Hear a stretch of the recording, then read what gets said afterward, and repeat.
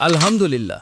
হযরতজি মাওলানা সাদ কান্ধলভি দামাত বারাকাতুহু এর হৃদয়স্পর্শী বায়ানের আলোকে দিনের পথে ত্যাগ ও তিতিক্ষার এক উজ্জ্বল চিত্র তুলে ধরেছেন।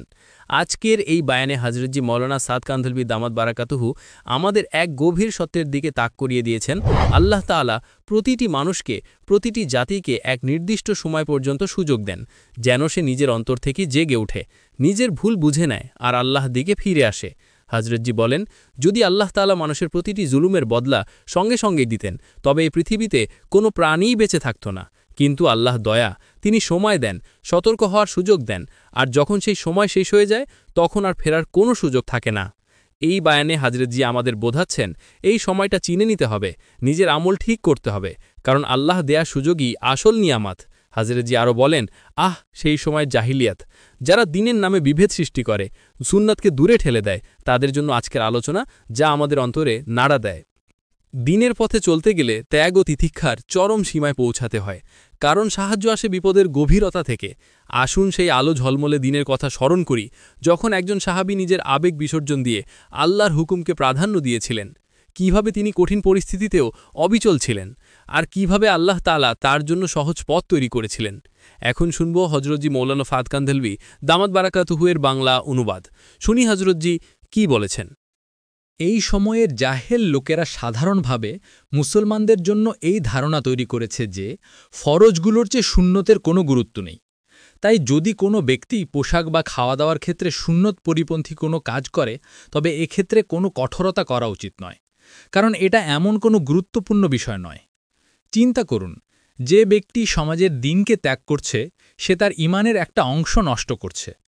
আপনারা এটা মনে করবেন না যে শয়তান এ কারণেই বঞ্চিত হয়েছে যে সে আল্লাহর হুকুমকে অস্বীকার করেছিল। এক ব্যক্তি বাম হাত দিয়ে খাবার গ্রহণ করল। রাসূল সাল্লাল্লাহু আলাইহি ওয়াসাল্লাম তাকে বললেন, ডান হাত দিয়ে খাও। আমি উদাহরণ দিচ্ছি, এক ব্যক্তি বাম হাতে খাবার গ্রহণ করল, তাকে বলা হলো ডান হাত দিয়ে খাও। সে আপনাকে চুপ করানোর জন্য মিথ্যা অজুহাত পেশ করল, বলল আমার ডান হাত ওঠে না, তাই আমি বাম হাতে খাচ্ছি। আপনি জানতেন যে সে মিথ্যা বলছে। আপনি বদদোয়া করলেন এবং বললেন, আল্লাহ, তোমার এই হাত যেন আর কখনো না ওঠে। চিন্তা করুন, সেখানে শয়তানের কোমর আল্লাহকে সিজদা করতে অস্বীকার করার কারণে অকেজো হয়ে গিয়েছিল, আর এখানে তার হাত মুখের দিকে ওঠাতে অক্ষম হয়ে গেল। আপনারা এটার তুলনা করে নিন, সেখানেও অহংকারের কথা ছিল শয়তানের সাথে, এখানেও অহংকারের কথাই বিদ্যমান, এখানে অহংকারের কথাই বলা হয়েছে। এই রওয়ায়েতের মধ্যে আছে যে সে অহংকার করেছিল। ইমাম মানা ইল্লাল কিবর, অহংকার ব্যতীত, এই রওয়ায়েতের শব্দগুলো হল ডান হাতে খাবার গ্রহণ করতে তাকে অহংকার বাধা দিয়েছে। আমি আপনাদের বলছি, সকাল সন্ধ্যা আমাদের সাথে এই ঘটনা ঘটে। আমরা চিন্তা করি কেন আমাদের আমল করার তৌফিক আল্লাহর অনুগ্রহ হচ্ছে না। লোকেরা এসে অভিযোগ করে যে আমি তাহাজ্জুদ পড়তাম, এখন তৌফিক হয় না, নামাজের বড় পাবন্দ ছিলাম, এখন তৌফিক হয় না। আমার ভয় হয় হয়তো কোনো মুসলমান সুন্নাতের অস্বীকার করার কারণে ফরজ থেকে বঞ্চিত হচ্ছে। চিন্তা করুন, যদিও বাম হাতে খাবার খাওয়া হারাম নয় আর ডান হাতে খাওয়া ফরজও নয়, সে এতটুকু কথা বলেছে যে আমার ডান হাত ওঠে না, এটা মিথ্যা কথা। রেওয়ায়েতে আছে যে ইন্মা মানা ইল্লাল কিবর, অহংকারটাকে বাধা দিয়েছে। আমি দৃষ্টান্ত পেশ করেছি, আর আমার এই ঘটনাগুলো বলার উদ্দেশ্য হল হালকে আমরকে পুরা করা। হালকে আমরকে পুরা করা, এটাই হলো আসল আনুগত্য, আর এটাই হলো সমস্ত ইবাদতের সারসংক্ষেপ, সমস্ত দিনের সারসংক্ষেপ, হালকে আমরকে পুরা করা। শয়তান হালকে আমরকে ত্যাগ করেছিল, পূর্বের সমস্ত ইবাদত শেষ, পূর্বের সমস্ত আমলের তৌফিক শেষ, পূর্বের সমস্ত প্রতিদানও শেষ, সব কিছু শেষ। কারণ আমি যে কথাগুলো বলছিলাম তা খুবই গুরুত্বপূর্ণ। সেটা হলো তাদের অন্তরে হিংসা রয়েছে। হ্যাঁ, অনেক মুশরিককে হিংসা ঈমান আনা থেকে বিরত রেখেছে, তারা ঈমান আনবে না হিংসার কারণে। আমি আরজ করলাম যে হঠাৎ একটা হুকুম আসে যা অবস্থার পরিপন্থী। আমি আপনাদের উদাহরণ দিয়েছি যে শয়তান অস্বীকার করে বঞ্চিত হয়েছিল আর হালকে আমর ত্যাগ করেছিল। একইভাবে আল্লাহ তাআলা আনুগত্যের ক্ষেত্রে নবীদের পরীক্ষা করেন। আল্লাহ নবীদের পরীক্ষা করেন। আল্লাহ তাআলা ইব্রাহিম আলাইহিসসালামকে হুকুম দিলেন যে ছেলেকে কোরবানি করো, অথচ সন্তান সন্ততির প্রতি ভালোবাসা এবং তাদের প্রয়োজন ছিল। হুকুম দেওয়া হল ইসমাইলকে কোরবানি করো। এই হালকে আমর ছিল, এটাকে এত দ্রুত পূর্ণ করা হল, তৎক্ষণাৎ তিনি ডাকলেন ইসমাইল, আল্লাহর হুকুম। স্বপ্নে তিনি দেখলেন যে তিনি তাকে কোরবানি করছেন। নবীর স্বপ্ন ওহির মতোই সত্য হয়। ছেলে সঙ্গে সঙ্গে নিজেকে সঁপে দিল। কিন্তু আশ্চর্যের বিষয় হল, এখানে একজন কমবয়সী ছেলের থেকেও নিয়তকে ঠিক করানো হচ্ছে, অর্থাৎ নিয়ত ঠিক করো। লোকজন বলে নিয়তের মানে কি? নিয়তের মানে হল আমি আল্লাহর জন্য করছি। অথচ নিয়তের মানে হল আপনি কোনো কাজ করার ক্ষেত্রে আল্লাহর হুকুম দ্বারা প্রভাবিত হচ্ছেন নাকি আল্লাহ ছাড়া অন্য কারো দ্বারা। ইব্রাহিম আলাইসাল্লামের নিয়ত ঠিক করালেন, ছেলের নিয়ত ঠিক করালেন। আপনি বললেন, ফানজুর বাজাতারা, অর্থাৎ নিজের বিষয়গুলো নিজেই বিবেচনা করো। তোমার কোরবানি হওয়া আমার কারণে হচ্ছে নাকি পিতার হুকুম নাকি আল্লাহর কারণে? ফানজুর মাজাতারা, নিজের বিষয়গুলো ভালো করে বিবেচনা করো। ছেলে বলল, ইয়া আব্বাতা ইফ আল মা তুমার, অর্থাৎ আপনি যা করতে আদিষ্ট হয়েছেন তাই করুন। আপনি যা চান না, এটা আমার কিছু যায় আসে না। আপনাকে তো আল্লাহ এই হুকুম দিয়েছেন, সুতরাং আপনি আল্লাহর হুকুম পালন করুন। চিন্তা করুন, সন্তানকে কোরবানি করার হুকুম। আমরা দেখতে চাই তোমাদের আনুগত্য কতটুকু। ইব্রাহিম আলাইসাল্লাম হুকুমের উপর ছুরি চালালেন। নবী করিম সাল্লাহ আলাইসাল্লাম, আমি গতকাল আর্জ করেছিলাম, নবী সাল্লাহ সাল্লাম এক সাহাবিকে বললেন, তোমার পিতার মাথা কেটে নিয়ে এসো। আর সেই সাহাবি তার পিতার প্রতি ভালোবাসা বশত এই কাজের জন্য ছুটে গেলেন। তখন তারা দেখতে চেয়েছিলেন ভালোবাসা বেশি না পিতার প্রতি আনুগত্য বেশি। আমি আর্জ করলাম যে হালকে আমরেকে পুরা করা, সন্তান হওয়ার আবেগ থাকে, কিন্তু সেখানে হুকুম ছিল কোরবানি করো। নবী করিম সাল্লাহ আলাইসাল্লামের যখন মেয়েরাজের ঘটনা ঘটল, মেয়েরাজের রাতে ইব্রাহিম আলাইসাল্লামের সাথে সাক্ষাৎ হল। তখন তিনি অনেক শিশুকে নিয়ে বসেছিলেন ঘন একটি গাছের ছায়ায়। তিনি বললেন, এরা এত শিশু কেন, আর এই লোকটি কে? তখন বলা হল, ইনি ইব্রাহিম আলাইসাল্লাম। সারা দুনিয়ায় যে শিশু বালেগ হওয়ার আগে মারা যায় তাদের ইব্রাহিম আলাইসাল্লামের কাছে দেওয়া হয়। তোমরা আমাদের জন্য একটু শিশুকে কোরবানি করেছিলে, অথচ সেও তো কোরবানি হয়নি। আমরা সারা দুনিয়ার শিশুদেরকে তোমাদেরকে দিয়েছি। বলো, তোমাদের আর কত শিশু দরকার? এতগুলো শিশুকে তিনি সেখানে এক ঘন গাছের নিচে নিয়ে বসেছিলেন। তিনি তাদের খাওয়ান, পান করান, তাদের সাথে খেলেন। তোমরা আমাদের জন্য আমরা একটির হুকুম দিয়েছিলাম, তাকেও তো আমরা কোরবানি হতে দেইনি। তোমরা বলো, তোমাদের আর কত শিশু চাই? দুনিয়ায় যে শিশু বালেগ হওয়ার আগে মারা যায় তাকে ইব্রাহিম আলাইসাল্লামের কাছে দেওয়া হয়। আমি আরজ করলাম যে এখানে পরীক্ষার বিষয় হলো, আমরা যে হুকুম দিচ্ছি তোমরা তা পূর্ণ করো না এড়িয়ে যাও। যদি এড়িয়ে যাও তবে তোমরা নাফরমান ও বঞ্চিত হবে, আর যদি হুকুম পালন করো তবে তোমরা অনুগত ও কবুলযোগ্য হবে। সুতরাং আম্বিয়ায়ে কেরামের পরীক্ষায় এরকমও হয়েছে। হুজুর সাল্লাল্লাহু আলাইহি ওয়াসাল্লামের অন্তরে ভালো একটা আবেগ ছিল। ইব্রাহিম আলাইহিস সালামের সন্তান হওয়ার আবেগ ছিল দিনের হেফাজতের জন্য। জাকারিয়া আলাইহিস সালামের সন্তান হওয়ার আবেগ ছিল দিনের হেফাজতের জন্য। আল্লাহ তাআলা হুকুম দিয়ে পরীক্ষা করেন, যে আবেগ তাদের অন্তরে আছে তারা কি সে আবেগ পূরণ করবে নাকি হুকুম পালন করবে, এটাই তাদের পরীক্ষা। সুতরাং হুজুর সাল্লাল্লাহু আলাইহি ওয়াসাল্লাম এবং তার সাহাবীরা বাইতুল্লাহ জিয়ারতের জন্য অনেক আকাঙ্ক্ষা করতেন। তারা চাইতেন যদি কখনো বাইতুল্লাহ জিয়ারতের সুযোগ হয়। আল্লাহ তাআলা সুযোগ দিলেন। হুদাইবিয়ার ঘটনার সময় তিনি সাহাবীদের নিয়ে গেলেন। আমার কথাগুলো মনোযোগের সাথে শোনার বিষয়। হুজুর সাল্লাল্লাহু আলাইহি ওয়াসাল্লাম সাহাবীদের নিয়ে উমরার জন্য রওনা হলেন। মুশরিকরা তাদেরকে বাধা দিল, তারা উমরা করতে দিল না। আপনি সাল্লাল্লাহু আলাইহি ওয়াসাল্লাম তাদেরকে অনুরোধ করলেন, দরখাস্ত করলেন যে কেন বাইতুল্লাহ সবার, আমরাও করি আপনারাও করুন। তারা বলল, না, আমরা আপনাদের উমরা করতে দেব না। অনেক মনোযোগ দেওয়ার মতো ঘটনা এটি। আর এর মধ্যে এতগুলো মূলনীতি রয়েছে যে কোনো সময় মানুষ তার আবেগে পড়ে হুকুমের খেলাফ বা বিপরীত করে বসে, আর নিজের কাজ করার এত বেশি আগ্রহ থাকে যে তাতে সে নাফরমানির সীমায় পৌঁছে যায়। আমি খুব গুরুত্বপূর্ণ কথা বলছি, আর হুদাইবিয়ার ঘটনা, এতে অনেক মূলনীতি আমরা পাব। নবী সাল্লাল্লাহু আলাইহি ওয়াসাল্লাম বললেন, তোমরা ফিরে যাও। তারপর সন্ধিপত্র লেখা হলো, সেখানে লেখা হলো আপনারা এবছর ফিরে যান, আগামী বছর আসবেন, অস্ত্র ছাড়া আসবেন, 3 দিনের বেশি থাকতে পারবেন না। আরও লিখলেন যে আমাদের পক্ষ থেকে কেউ আপনাদের কাছে এলে আপনারা তাকে ফেরত দেবেন, আর আপনাদের পক্ষ থেকে কেউ আমাদের কাছে এলে আমরা ফেরত দেব না, এটাও লিখুন। যখন সব লেখা হয়ে গেল তখন আপনি বললেন, এটা আল্লাহর রসুলের পক্ষ থেকে একটি চুক্তি। যখন রসুলুল্লাহ সাল্লাল্লাহু আলাইহি ওয়াসাল্লামের নাম কেটে দেওয়া হলো, অথচ চুক্তিপত্র লেখা হয়ে গিয়েছিল, এরই মধ্যে সুহাইল সন্ধি করতে আসা ব্যক্তি এসে গেলেন। এটা খুবই আশ্চর্যের বিষয়। সুহাইলের আগমন দেখে আপনি বললেন, মামলা সহজ হয়ে গেল। আপনি সুহাইলের নামে ফাইল নিলেন, শুভ লক্ষণ নিলেন। সুহাইল অর্থ হল সহজ, সহজ মানে হল সহজতা। আপনি বললেন মামলা সহজ হয়ে গেল, অথচ সাহাবীরের দৃষ্টি সেদিকে যায়নি যে মামলা সহজ হয়ে গেল। সাহাবীরা হয়তো মনে করেছিলেন সুহাইল এসেছে, এখন আমরা উমরার সুযোগ পাব। অথচ সুহাইল এসে যে কঠিন কথাগুলো বলল, প্রথমে তারা কিছু শর্ত পেশ করেছিল। সুহাইল বলল, এই যে রাসূলুল্লাহ সাল্লাল্লাহু আলাইহি ওয়াসাল্লামের নাম লিখেছেন, এটা কেটে দিন, আমরা আপনাকে রাসূল মানি না। চিন্তা করুন, সে বিষয়টি আরও কঠিন করে দিল। অথচ আপনি বলেছিলেন সুহাইল এলে মামলা সহজ হয়ে যাবে। আমি খুব গুরুত্বপূর্ণ কথা বলছি, আল্লাহ করুন আপনারা আমার কথার দিকে বিশেষভাবে মনোযোগ দিন।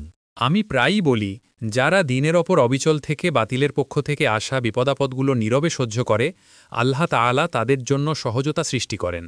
কারণ আমার কথা মনে রাখবেন, কুরআন বলে সাহায্য বা নুসরাতের শুরু হয় বিপদাপদের চরম পর্যায় থেকে। সাহায্যের শুরু হয় বিপদাপদের চরম পর্যায় থেকে। যখন বিপদাপদের চরম অবস্থা হয়ে যাবে, তখন আল্লাহ তাআলা সাহায্য করবেন। তবে শর্ত হল, তোমরা সবর করবে তাকওয়ার সাথে। যদি কোনো মুসলমান কাফিরদের বিপদাপদের ওপর গুনাহের সাথে সবর করে, তবে এমন মুসলমানের সাহায্য পাওয়ার কোনো আশা করা উচিত নয়, বরং সে বঞ্চিত হবে। কারণ গুনাহের সাথে সবরকারী ব্যক্তি, তার ওপর আসা বিপদাপদগুলো কুফর থেকে আসে না, বরং তার নিজের থেকে আসে। যারা বেকুফ, তারাই আল্লাহর বিধান অর্থাৎ আহকাম ভাঙে এবং অন্যদের বিপদাপদের জন্য দায়ী করে। আল্লাহ তাআলার বিধান হল, যারা আল্লাহকে মানে না তাদের ওপর তিনি কাফিরদের চাপিয়ে দেন। আপনার আবার কথাগুলো ভালোভাবে শুনুন, আমি খুব গুরুত্বপূর্ণ কথা বলছি।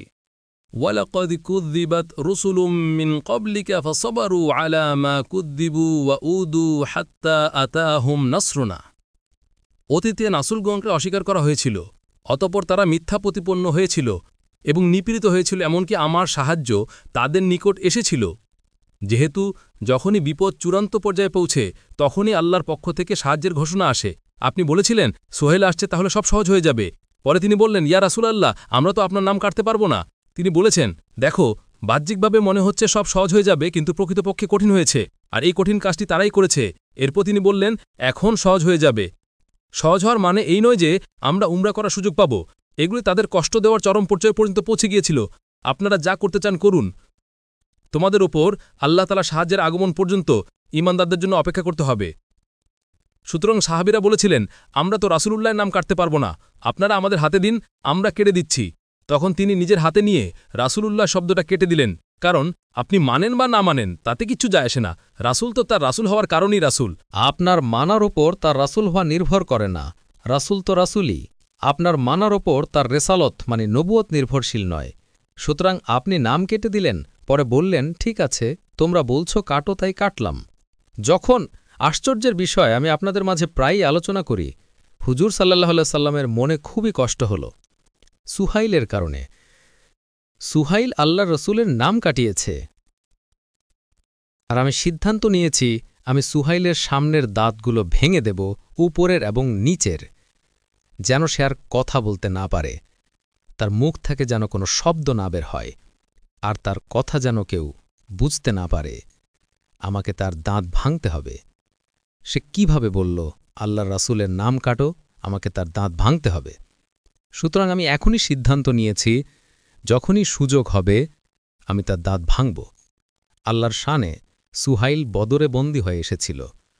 তখন ওমর রাদিয়াল্লাহু আনহু বললেন, আজ আমি সুযোগ পেয়েছি, আমি সেদিনকার প্রতিশোধ আজ নেব, যেদিন সে আল্লাহর রাসূলের নাম কাটিয়েছে। আজ আমার কসম পূরণ হবে, তার দাঁত ভাঙা।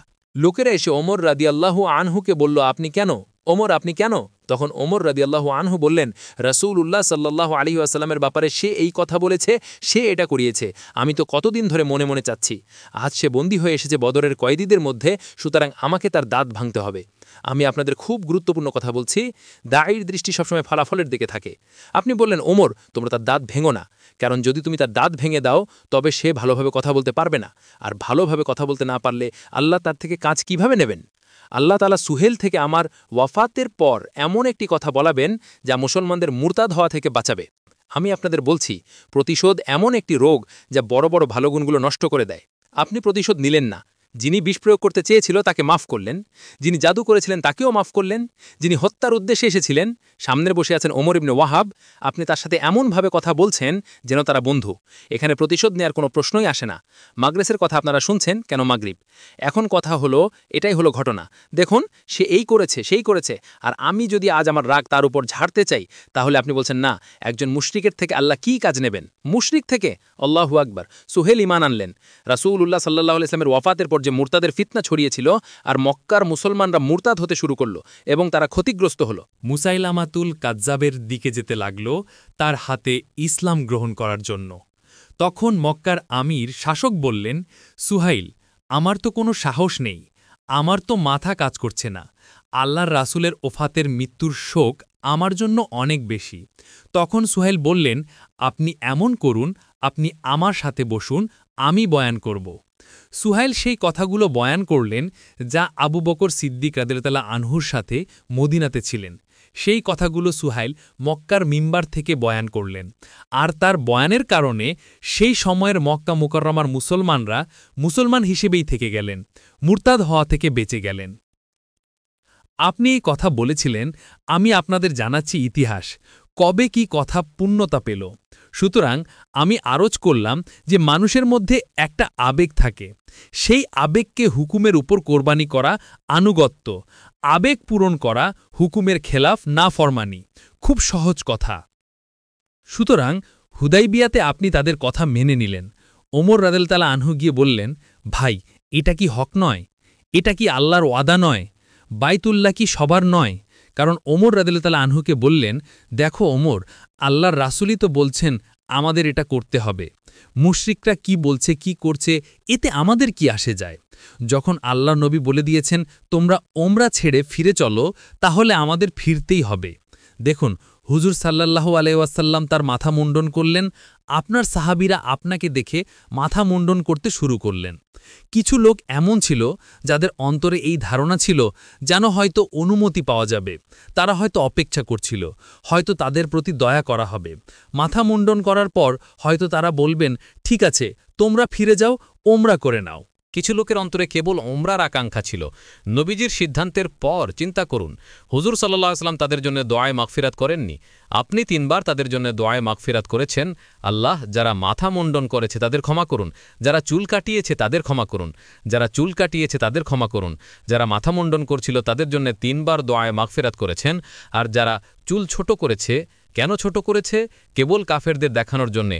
তাদের অন্তরে এই কথা ছিল, হয়তো এখনও অনুমতি পাওয়া যাবে, হয়তো তাদের প্রতি দয়া করা হবে। যখন আল্লাহ রাসূল সাল্লাল্লাহু আলাইহি ওয়াসাল্লাম বলে দিয়েছেন ফিরে চলো, তাহলে তোমাদের অন্তরে ওমরার এই আকাঙ্ক্ষা কেন? বাইতুল্লাহর জিয়ারাত, আল্লাহু আকবার, বাইতুল্লাহর জিয়ারাতের আকাঙ্ক্ষা কেন তোমাদের অন্তরে, যখন হুকুম এসে গেছে ফিরে যাওয়ার? চিন্তা করুন, বাইতুল্লাহর জিয়ারতের, যার জিয়ারতের দর্শনের আকাঙ্ক্ষা নিয়ে তারা এসেছিলেন, আর যদি হুকুম হয় ফিরে যাওয়ার, তাহলে বাইতুল্লাহর জিয়ারতের আকাঙ্ক্ষা ত্যাগ করতে হবে, আপনাকে নবীজির আনুগত্যে আবেগকে কোরবানি করে ফিরে যেতে হবে। আলেমগণ লিখেছেন যে যাদের অন্তরে এই আকাঙ্ক্ষা ছিল, হয়তো তারা উমরার অনুমতি পেয়ে যাবেন, তারা আপনার দোয়ার যোগ্য ছিলেন না। তারা তখন আপনাকে বলেছিলেন, আল্লাহ, আপনি সবার জন্য দোয়া করছেন, আমাদের জন্যও করুন।